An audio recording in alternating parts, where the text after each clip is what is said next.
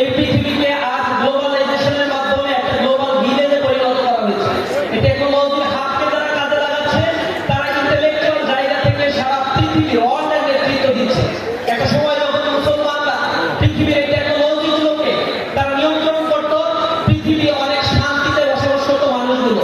কিন্তু এই টেকনোলজি যখন আমাদের কাছ থেকে চুরি হয়ে গিয়েছে, যখন এই টেকনোলজি এমন কিছু বর্বর মানুষেরা এগুলোকে ব্যবহার করা শুরু করেছে, যারা একটি ব্যালাস্টিক মিসাইল MQ-9 রিপার এবং বড় বড় বোমা নিক্ষেপ করে মানবতাকে বিধ্বংস করে দিয়ে পৃথিবীতে এক আইয়ামে জাহিলিয়াতে সেই রিপিটেশন করা করছে।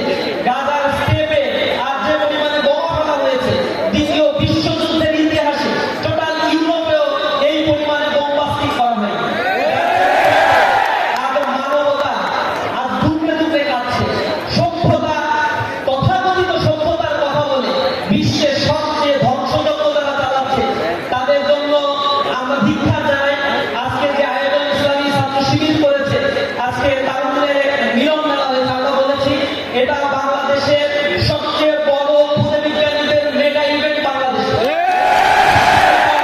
স্বাধীনতা উত্তর এই 54 বছরের ইতিহাসে এই বাংলাদেশে আমরা আজকে এখনো পর্যন্ত ক্ষুধা, দারিদ্রতা, শিক্ষাহীনতার একটি সমাজ ব্যবস্থায় বসবাস করছি। কাঙ্ক্ষিত নয় এই সমাজটি। আমরা দেখেছি আমাদের আজকে যে প্রেজেন্টেশনগুলো এখানে প্রেজেন্টেশন হয়েছে, ছোট ছোট খুদে বিজ্ঞানীরা যে আবিষ্কারগুলো করেছে এগুলোকে প্যাট্রোনাইজ করা, এখানে ইনভেস্টমেন্ট করা, এখানে বরাদ্দ দেয়া, যা আমরা পাই নাই। অথচ ইউরোপিয়ান কান্ট্রিগুলো এই মেধার বিকাশ করেছে, মেধাগুলোকে কাজে লাগিয়েছে, যার ফলে পৃথিবীতে আজকে তারা উৎকর্ষতা সাধন করেছে। সিঙ্গাপুর তৈরি হয়েছে, হংকং তৈরি হয়েছে, তাদেরকে বলা হয় they are the little dragon of economic development. তারা সিঙ্গাপুরে মাথার উপরে থাকে 80 তলা বিল্ডিং, নিচে থাকে 50 তলা বিল্ডিং, বিশাল এক বিল্ডিং, অথচ ছোট্ট একটা রাষ্ট্র। তারা এখন আবিষ্কার করছে, এটাকে বলা হয় মানে তাৎক্ষণিক একটা, আপনি এখন তাদেরকে বলবেন যে আমার এরকম হাজার হাজার গাড়ি প্রয়োজন, তারা কুইক টেকনোলজি দিয়ে অল্প সময়ের মধ্যে তারা এগুলো আবিষ্কার করে দিচ্ছে। এই টেকনোলজি তারা তৈরি করেছে, হিউম্যান ব্রেইনকে তারা কাজে লাগিয়েছে। সুতরাং সেই ব্রেইনকে কাজে লাগানোর জন্য আমরাও আমাদের দেশে যে ব্রেইন হয়ে যাচ্ছে, একটা স্ট্যাটিস্টিক্সে দেখাচ্ছে যে বুয়েট থেকে পাস করে 60% স্টুডেন্ট যারা হায়ার স্টাডি করতে বিদেশে চলে যাচ্ছে, আবার তারা এই দেশের কল্যাণে ফেরত আসছে না। কারণ তাদের মেধাগুলোকে ইউটিলাইজেশন করার মতো যথেষ্ট রিসোর্স এবং সম্মান এই দেশের সরকার, এই দেশের প্রশাসন দিতে পারে না। ইসলামী ছাত্র শিবির তারুণ্যে বিশ্বাস করে।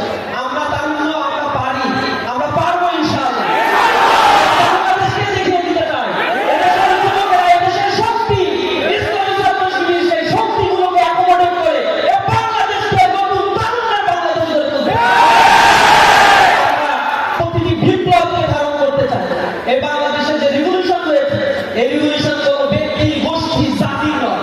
যে কামরা জানতে শুরু করে দিয়ে এই গোষ্ঠীগুলো কিছু গোষ্ঠী রয়েছে, এখান থেকে ফায়দা হাসিলের জন্য তৈরি করতে শুধুমাত্র খাওয়ার ধান্দায় আছে।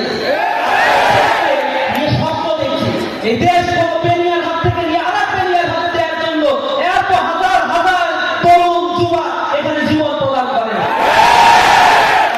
আমরা স্পষ্টভাবে বলতে চাই, এই দেশকে